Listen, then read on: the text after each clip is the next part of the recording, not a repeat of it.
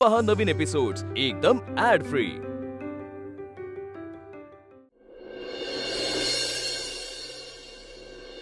प्रभासची rehearsal room, त्याची rehearsal room म्हणजे जादू आहे, जादू।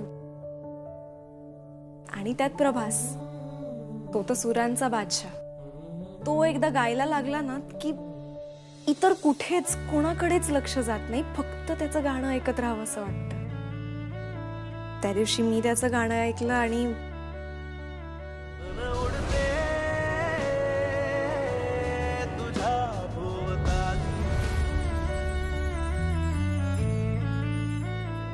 उर्मी, तू बाहेर उभी होतीस ताई, आत यायला हवं होतंस तू। मग तुला जाणवलं असतं, समजलं असतं, अनुभवता आलं असतं की प्रभास आणि त्याचा बँड किती भारी आहेत ते। उर्मी, मी त्याच्या गाण्यावर किंवा त्याच्या बँडच्या कुवतीवर अविश्वास दाखवतच नाहीये। मला माहितीये तो खूप छान गातो। तुला कसं माहिती? त्या दिवशी तुझी वाट बघत बाहेर उभी होते तेव्हा तो गायला, तेव्हा ऐकलं मी त्याचं गाणं आणि तो खरंच खूप छान गातो। हो ना, पटलंय ना तुला? म्हणजे तुझं मत बदललंय। मी लगेच प्रभासला फोन करून सांगते की मेरी प्यारी बहना तुम्हारे बैंड में शामिल होने के लिए तैयार है। उर्मी, मी हात जोडते, उगाच हट्टीपणा करू नकोस। वेडेपणा करतीये तू, वेडेपणा करतेस हे कळतंय का तुला? ताई, तुझ्या इतका गोड गळा मला दिला असताना देवाने, मी प्रभासला ऑफर दिली असती की प्रभास प्लीज प्लीज मला तुझ्या बँड मध्ये सामील करून घे। फुक्कट गायले असते ताई मी।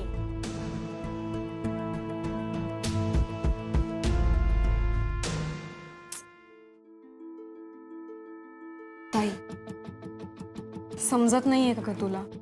अगं तू हो म्हणालीस आणि रिहर्सलला गेलीस ना, तर मला येता येईल त्या निमित्ताने, भेटता येईल त्याला। आणि एकदा का मी तिथे पोचले ना ताई की मी आणि माझा जानू खूप छान वेळ घालवू। आणि मग तुम्ही करत बसा ना रिहर्सल। काय प्रॉब्लेम आहे तुझा? गाणंच गायचंय ना ताई तुला, इथे गातेस तसं तिथे गायचंय, काही वेगळं नाही करायचंय तुला। उर्मी, ऐक ना, काही गोष्टी तुझ्या समजण्याच्या पलीकडच्या आहेत आणि त्या प्रभासच्या सुद्धा। होशील तू तयार, मी बघतेच कशी होत नाही तयार ते। उर्मी, उर्मी,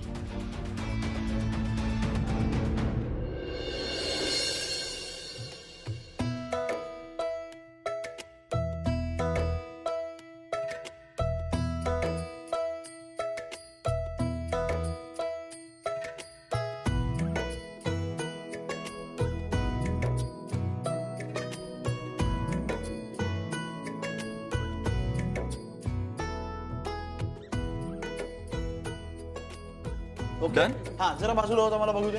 बघ, ओके डन आहे? I like it. हां, परत तू बघ. हाँ, ओके ओके हाँ. हे प्रभास आला वाटतं। प्रभास आला वाटतं। एक काम कर, हाँ आम्ही होतो पुढे, तुम्ही या आरामात। हाय, काय बाहेर निघालात? इथे थांबून काय करू? तुझं रोजचं वीणा पुराण सुरू होईल ना। नाहीतर काय, same old story. Let's go cash.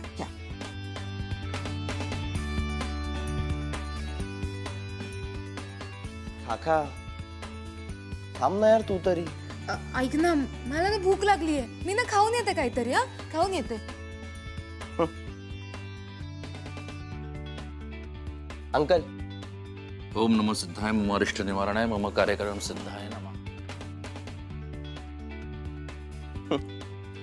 हे माझे बेस्ट फ्रेंड्स आहेत। वा, हेच असे वागले तर माझं काय होणार आहे?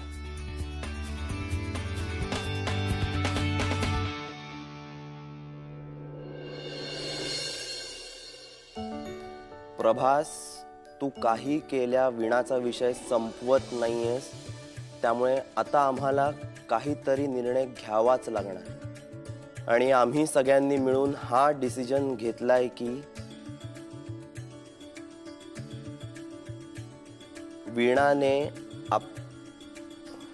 वीणाने आपल्या बँड मध्ये गावं, यासाठी आम्ही सुद्धा प्रयत्न करणार आहोत.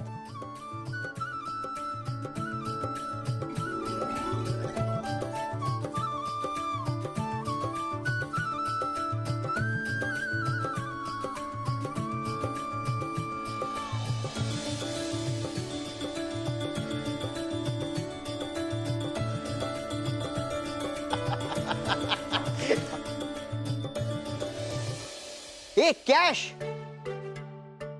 हे तू काय करतेस? हा, बिहेव युअरसेल्फ या. हा करते, दिसत नाहीये तुला? Thank you guys, thank you so much. This means a lot. तुम्हाला माहित नाहीये तुम्ही माझा भार किती हलका केलाय ते. मला जाम भारी वाटतंय. आता तर वीणा आपल्या बँड मध्ये नक्की गाणार. वेल, आय शुअर होप सो. काय आहे ना प्रभास, तुझी विल पॉवर, तुझं पॅशन, ते काय म्हणाला होतास तू, ते तुझा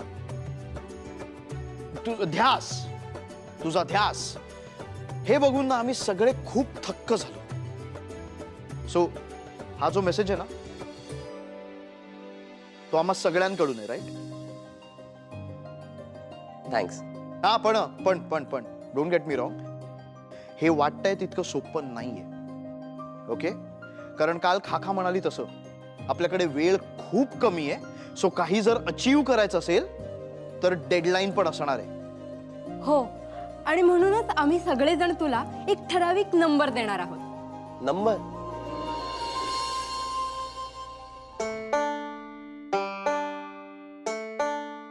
काय चाललंय? अंकल, अंकल काय चाललंय तुझं?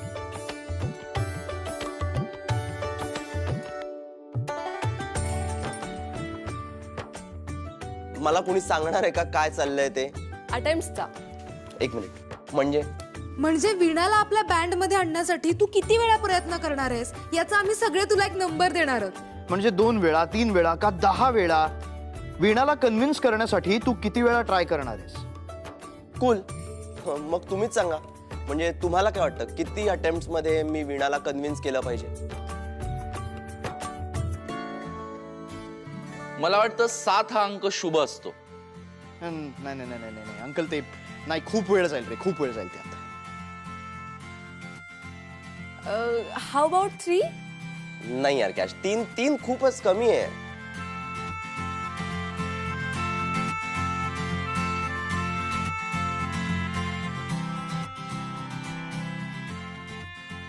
ओके ठीक आहे. 5 चालेल. मी 5 अटेम्प्ट्स मध्ये, सॉरी मी नाही, आपण सगळे 5 अटेम्प्ट्स मध्ये वीणाला कन्व्हिन्स करायचं. Okay? 5 done, 5 done, done. Done. Okay 5 done. पण जर 5 वेळा ट्राय केल्यानंतर सुद्धा वीणा कन्व्हिन्स झाली नाही तर? नाही, तसं नाही होणार. शेवटी म्युझिकच जिंकणार. बघ, वीणा तिच्या आवाजाच्या मर्यादा ओलांडणार.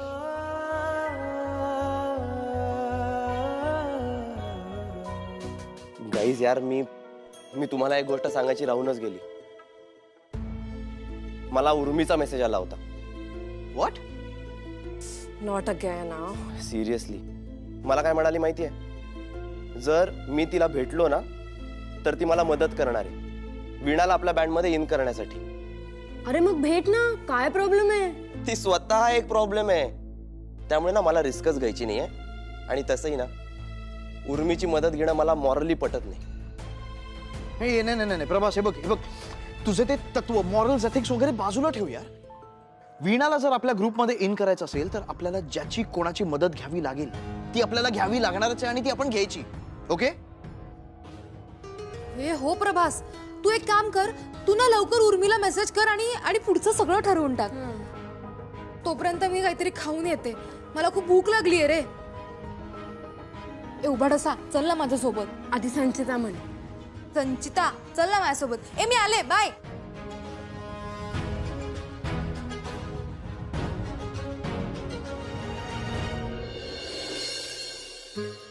यार जानू, लवकर ये ना. किती वेळ वाट बघायला लावशील मला?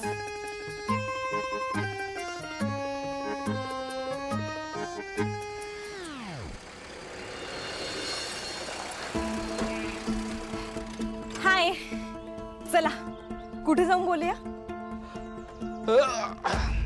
आलं का रे संगमनेर?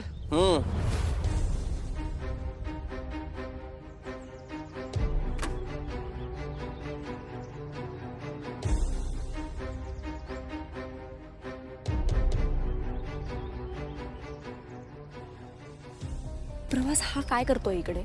काय करतोय म्हणजे? मित्र आहे माझा तो, सोबत आलाय माझ्या. आपण दोघांनीच भेटायचं असं ठरवलं होतं ना? उर्मी, मी इथे हाय हॅलो करायला आलेलो नाहीये.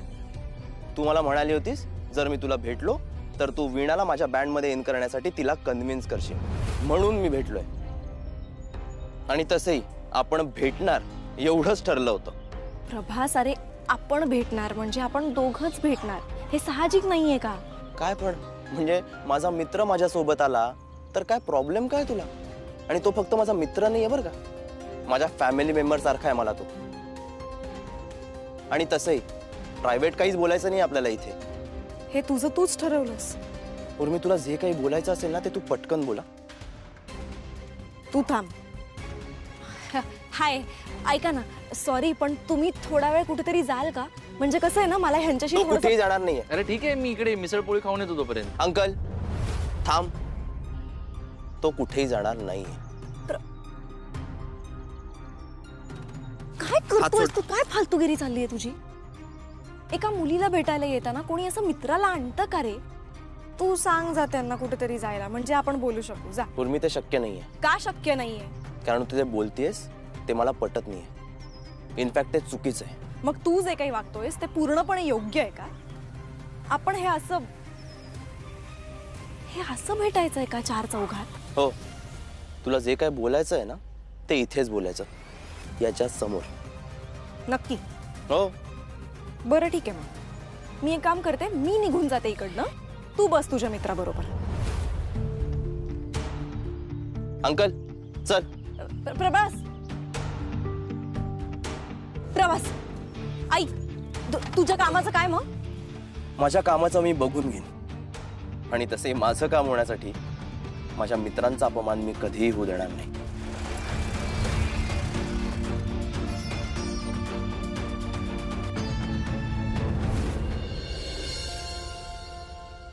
वीणा, वीणा, हो बाबा. कशी आहेस बाळा? हो, आता बरी आहे. तिला काय धाड भरली आहे? ठणठणीत बरी आहे ती. बरी नव्हती तर लोक घरापर्यंत भेटायला येत होते.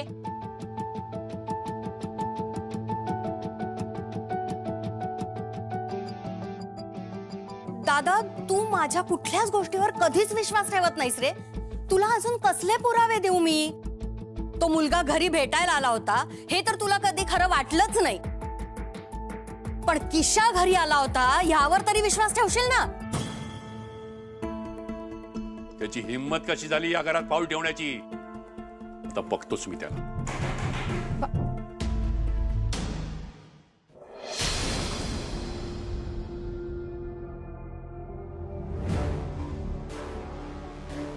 काय?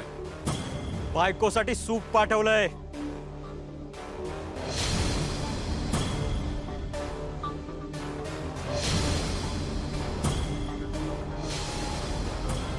आत्ताच्या आत्ता चालता हो आणि सांग तुझ्या किशाला, पुन्हा माझ्या वीणाचं नाव घेतलंस ना तर याद राख.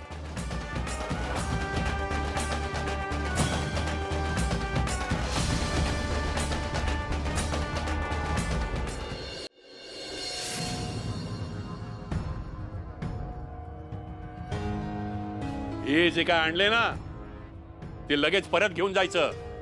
तुझ्या घरचं अन्न खायला लागावं इतके वाईट दिवस नाही आलेत माझ्या वीणाचे. ओ सासरे बुवा, अहो कशाला भडकताय? कसं आहे, गावात भडकलात आणि अटॅक बिटॅक आला तर अवघड व्हायचं आहे की नाही? तुम्ही ना नेहमी अशी गरमागरमीची भाषा करता, त्याच्यामुळे सगळे प्रॉब्लेम होतात. आपली डॅडी पण असेच आणि तुम्ही पण असेच. कसं आहे, पुढच्या माणसाला काय सांगायचंय ते ऐकून तर घ्या की. आता आपलं बघा, आपण आपल्या बायकोबद्दल किती विचार करतो. आपली बायको तुमची मुलगी, हा तर आता एका बापाचं आपल्या मुलीबद्दल काय स्वप्न असतं की बाबा मुलीला चांगलं सासर मिळावं, तिला काही कष्ट करायला लागू नये, एवढंच ना. आणि एकदा का आपल्याशी लग्न झालं की तिला सगळं ऐकतं मिळणार, कारण आपल्याकडे सगळे सगळंच.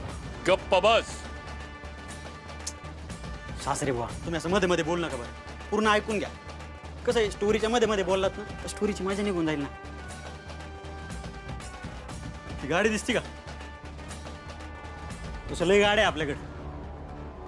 आपण बायकोसाठी पण घेऊ एक वेगळी तिच्या आवडीची गाडी. आणि तुम्ही काय टेन्शन घेऊ राहिले, तुमच्यासाठी पण घेऊ एक नवी कोरी करकरीत गाडी. का म्हणता? आणि दुसरी गोष्ट म्हणजे ते काय म्हणतात ते, काय रे, हा बरोबर बोललास, फुलासारखं जपायचं का काय ते पण आपल्याला बेस्ट जमणार आहे. कारण कसं आहे, आपल्या घरात असा आवाज दिला ना 4 नोकर येतात धावत. आणि तुमच्या घरात आपल्या बायकोला स्वतःची पण आणि इतरांची पण कामं करावी लागतात. माझ्या बायकोला असे कसे कष्ट घेऊ देऊ शकता तुम्ही? तू गप्प बस. मी जर अजून भडकलो ना तर भडकू नका, मग शांत व्हा, ऐकून घ्या माझं. कसं आहे, हे लग्न झालं ना तर तुम्हीच फायद्यात राहाल. गावातल्या सर्वात श्रीमंत मुलाशी तुमच्या मुलीचं लग्न होतंय तर तुमच्या पोटात का दुखू राहिलं? असे कसे बाप आहे तुम्ही? किशा, राग्या, किशा, सॉरी बायको, आपला नाईलाज झाला. लाज वाटत नाही तुला हे असं बोलायला? तुझ्या वडिलांनी हे संस्कार दिले तुला? वडीलधारे माणसांची असं बोलतोस नावाने? मग कसं बोलू? तुम्ही पण मला किशा म्हणून हाक मारता ना. अरे मूर्खा, तुझं नाव आहे ना किशा. कोणी सांगितलं?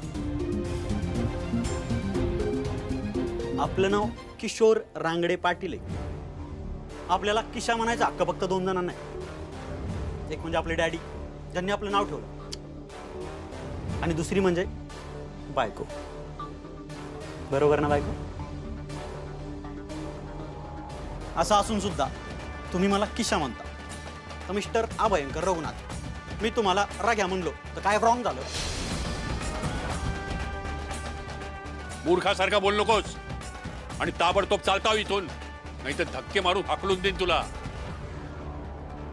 पण तुझ्यासारख्या घाणेरड्या माणसाला स्पर्श करायची पण इच्छा नाहीये माझी.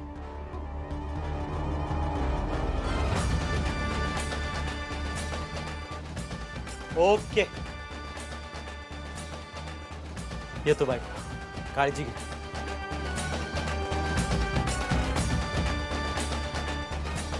येतो मिस्टर अभयंकर रघु.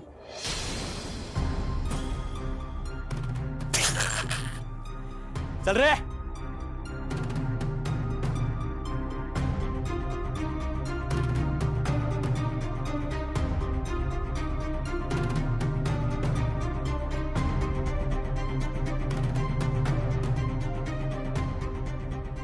बायको,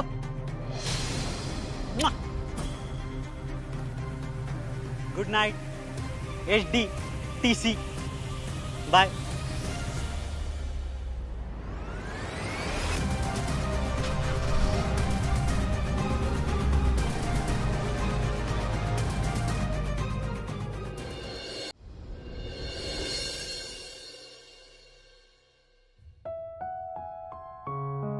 चिका सॉरी.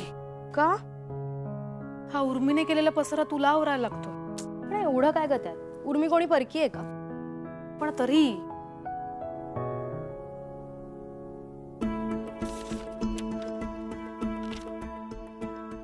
विणा, हे पियू काय आहे? पियू म्हणजे प्रभास आणि उर्मी. काय म्हणजे हे इथपर्यंत आलंय प्रकरण? त्याही पेक्षा पुढे गेलंय. म्हणजे चिका, काल उर्मीने प्रभासला प्रपोज केलंय. चिका ग, हसतेस काय? मला उर्मीची किती काळजी वाटते माहितीये का? सॉरी, खरंच सॉरी. आणि तिला मी बँड मध्ये यासाठी हवी आहे कारण माझ्यासोबत तिला सुद्धा येता येईल आणि प्रभासला भेटता येईल. विणा, माझा उर्मीसारखा स्वार्थ नाहीये, पण जर तू बँड जॉईन केलास ना तर मला फार आवडेल. तुला परत परत तेच तेच ऐकायला खूप आवडतं का? मी तुला सांगितलं ना एकदा की मला बँडमध्ये नाही गायचंय. आणि मी सुद्धा तुला किती वेळा सांगितलंय विचार करायला काहीच हरकत नाहीये. मला बघ सत्य आहे. प्रभास